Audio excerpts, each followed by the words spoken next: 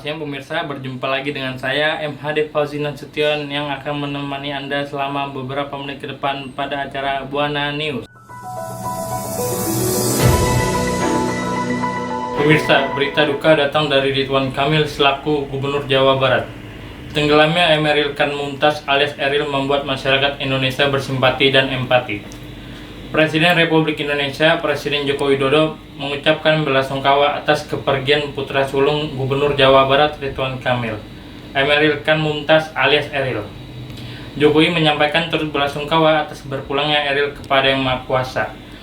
Berikut pernyataan selengkapnya. Assalamualaikum warahmatullahi wabarakatuh.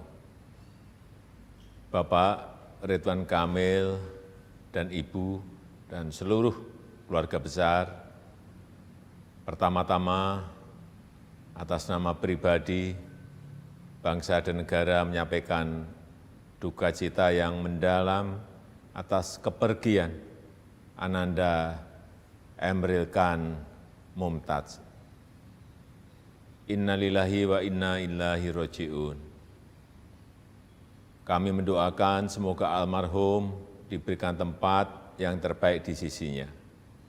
Sebagai orang tua, saya tidak dapat membayangkan betapa berat perasaan dan beban yang harus dipikul dan dihadapi dalam peristiwa yang dialami Pak Ridwan Kamil dan Ibu Atalia ini. Namun, saya melihat bagaimana ketabahan dan ketegaran Pak Emil dan Ibu Atalia dalam menghadapi musibah, dan ini menjadi teladan bagi kita semuanya. Sekali lagi, saya menyampaikan turut belasungkawa. Semoga seluruh keluarga yang ditinggalkan diberikan ketabahan dan keikhlasan dalam menghadapi musibah ini. Semua milik Allah dan hanya kepadanya lah kita akan kembali. Wassalamualaikum warahmatullahi wabarakatuh. Pemirsa, naiknya harga minyak hingga kini membuat para warga, khususnya para pedagang resah karena kesulitan mencari minyak dengan harga yang murah. Selain itu, stok minyak pun terbatas. Harga minyak goreng telah terjadi sejak akhir 2021 dan sampai saat ini belum terselesaikan.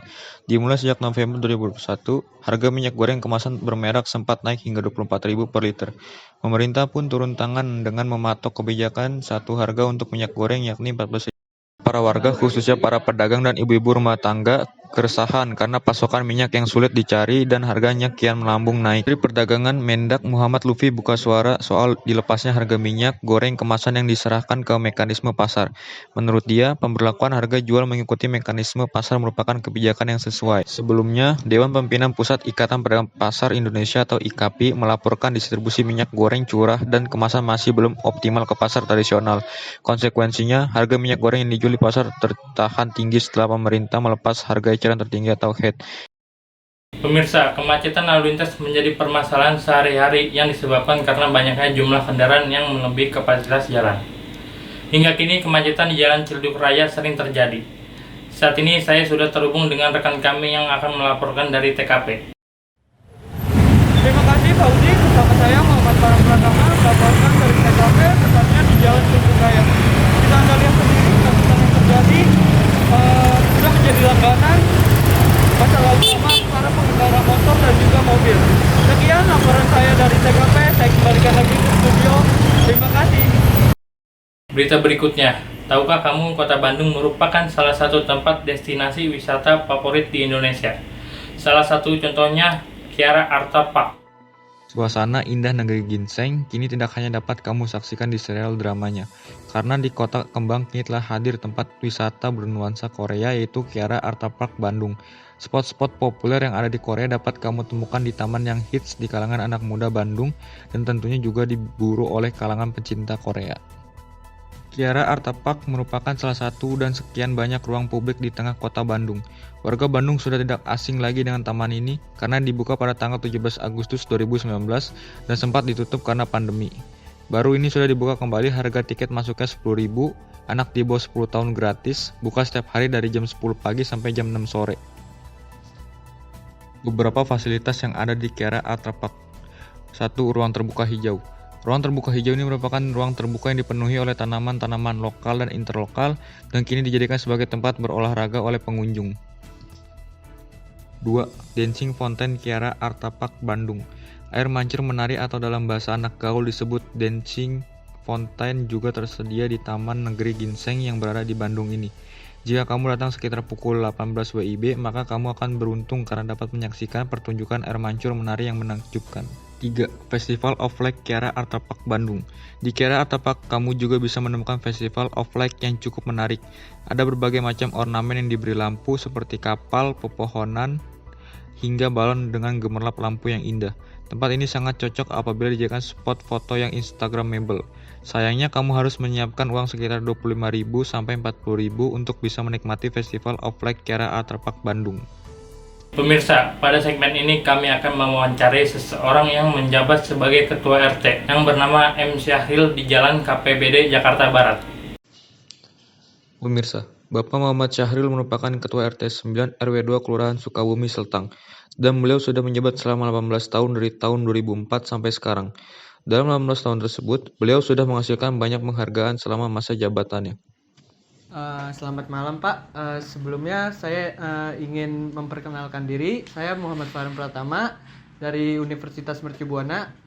Karena saya ada tugas berita televisi, produksi berita televisi, saya ingin mewawancari Bapak sebagai tokoh masyarakat.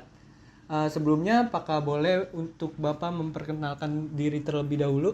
Baik, terima kasih. Silakan. Saya perkenalkan, nama saya M. Syahril. Sebenarnya panjangnya Muhammad Syahril, tapi di tulisan biasanya administrasi M. Syahril. Saya kelahiran Jakarta, tepatnya pada tanggal 13 Desember 1968 yang lalu. Oke, baik Pak. Saya mau tahu kira-kira Bapak menjabat sebagai RT sudah berapa lama ya? Alhamdulillah saya juga melalui mekanisme pemilihan. Saat itu diperlukan sosok figur pemimpin terendah di jajaran DKI Jakarta, yaitu Ketua RT. Saya ikut berkompetisi di sana pada tahun tepatnya sekitar 2004 yang lalu, lama sekali. 2004 yang lalu lewat mekanisme pemilihan, alhamdulillah saya memperoleh suara terbanyak yang saat itu ada 4 kandidat ya yang menjadi rivalitas saya dalam kompetisi pemilihan RT. Kebetulan saat itu saya RT 9 RW 02 di Sukabumi Selatan, Kecamatan Kebonjeruk, Jakarta Barat. Ya tentunya Provinsi DKI Jakarta. Oke, baik. Terima kasih Pak. Kalau boleh tahu, kira-kira pencapaian apa saja nih yang sudah Bapak dapat selama Bapak menjabat sebagai Ketua RT? Kira-kira boleh diceritain nggak? Untuk prestasi-prestasi yang sudah saya raih, alhamdulillah ya.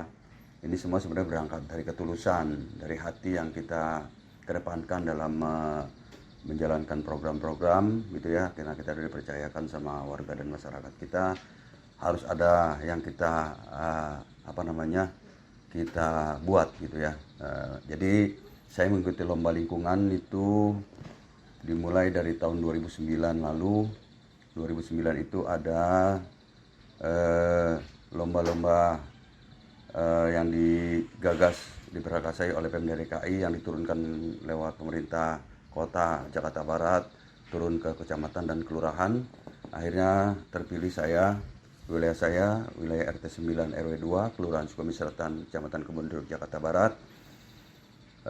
Terpilih mewakili setelah melalui tahapan-tahapan awal penilaian di lokal, terpilihlah saya untuk mewakili Jakarta Barat. Ya, Jakarta Barat itu lumayan banyak. Jakarta Barat itu padat, termasuk daerah padat pemukiman di DKI Jakarta. Alhamdulillah saya salah satunya yang berkompetisi dalam pengelolaan lingkungan di pemerintahan DKI Jakarta saat itu. Alhamdulillah tahun 2009 saya juga mendapatkan prestasi di tingkat wali kota. Saya sempat dapat juara pertama, alhamdulillah, yang patut sekali saya syukuri dengan warga.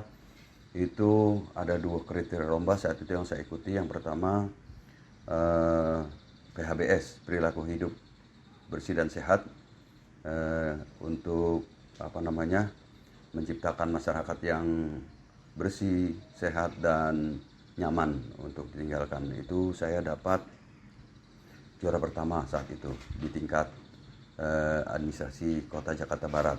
Dan kedua, kriteria lainnya itu pengelolaan lingkungan, yang ini lebih banyak lagi kriteria-kriteria di dalamnya, seperti local wisdom yang kita tampilkan, lingkungan hijau yang kita perlihatkan, masyarakat yang guyup yang kita suguhkan, dan banyak lagi potensi-potensi lain yang sebenarnya masyarakat awam juga tidak begitu paham kriteria-kriteria itu, dan itu ada di tempat saya. Alhamdulillah, itu yang membuat mungkin tempat saya menjadi lain daripada tempat yang lain.